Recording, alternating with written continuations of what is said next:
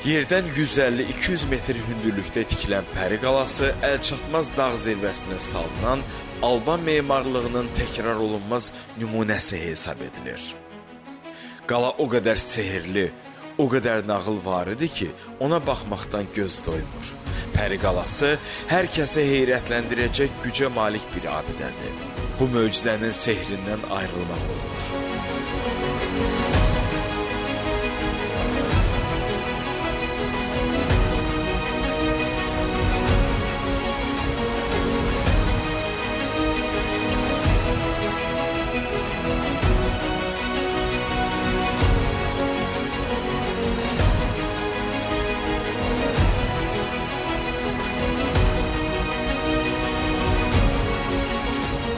Pəri qalasının özü də möcüzədir.